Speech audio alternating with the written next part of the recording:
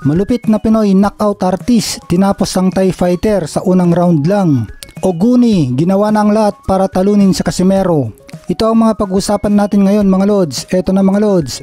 Sunod-sunod ang panalo via knockout ng ating kababayan na si Herlan Gomez, may alias na Niño Bonito, taga Bacolod City. 6 na diretso sa huling laban ni Herlan Gomez ay ninockout niya lahat kalaban niya. At eto nga, nung nakaraang September 28 ay ninockout niya ang Thailander na si Comgrits Nantapets na dating regional champion at veterano na. May 32 na panalo na. 2 beses pinabagsak ng ating kababayan ang Thai fighter sa unang round lang. At dito na rin sa round na ito natapos ang laban. Di na nakatayo si Nantapets, isang mabilis at perfect picture na uppercut ang ipinatama ni Herlan Gomez. Dahil dito mukhang may aabangan tayo na Pinoy. Mabilis at malalakas ang mga suntok ni Herlan Gomez. Mabilis ang reaksyon ng katawan niya sa pagka-counter niya. Tapos malalakas pa ang kanyang counter shot. Mahusay din siya sa depensa. Pero tingin natin na dapat pagdating sa high level fight, iwasan niya dapat ang magbaba ng kamay niya para hindi siya matsambahan ng kalaban.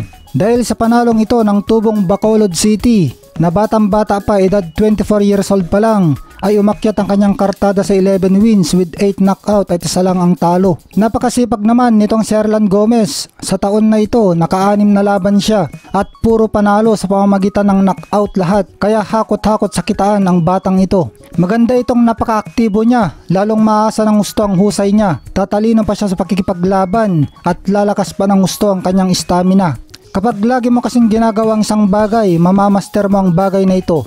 Abangers tayo sa karera ni Herlan Gomez, isa siya sa nakikita nating top prospect ng ating bansa.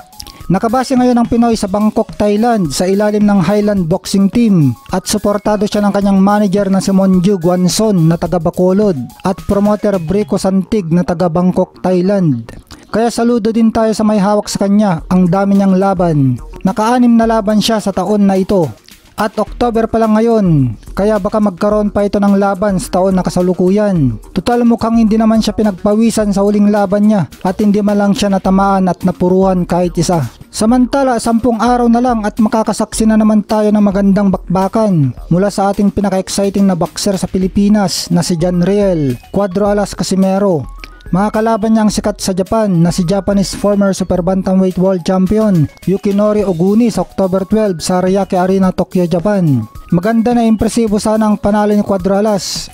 Maganda na to pa rin niyang sinasabi niya na round 2 ay inanakaut niya sa Oguni. Para pagkatapos ng laban, dun mismo sa ibabaw ng lona ay hamunin niya si The Monster na Oya Inoue sa harap mismo ng mga Hapones. Para wala nang kawala itong si The Monster, kundi pumayag na labanan si Casimero. Dahil kung hindi, nakakahiya siya sa kanyang mga kababayan. May kasaysayan pa naman ang mga Hapon na mga matatapang din. Huwag balewalain ni Casimero sa Oguni. Dahil ginawa na lahat ng preparasyon para manalo sa laban nitong Hapon. Nakipag-sparring siya kay Naoya Inoue. Kumuha ng kumpanya na eksperto na ang pangalan ng kumpanya ay Harvest. Eksperto ito sa pag-analisa sa galawan ng kalaban at magbibigay ito ng payo kung paano i-counter at talunin ang kanyang kalaban. Kumuha rin si Yukinori Oguni ng sparmates na katulad ng galawan ni Casimero, na katulad na malakas at hindi nababasa ang galawan at hindi alam kung saan at kailan pupukol ng mga solidong suntok, na naka 38 rounds pa nga daw sila ng sparring para lumakas ang kanyang stamina,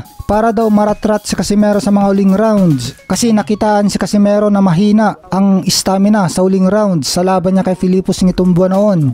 Ang pangalan ng sparmates na Oguni na hawig sa estilo na Casimero ay Japanese Daigo Higa, dating world champion sa flyweight division, isang knockout artist. May mataas na knockout rate na 90%. May record na 20 wins with 18 knockout at 2 lang ang talo. Kita rin natin na nakahulma na ang katawan ni Oguni. Maganda na ang kanyang katawan, panlaban na. Mukhang wala siyang problema sa timbang at handang-handa na rin sa laban.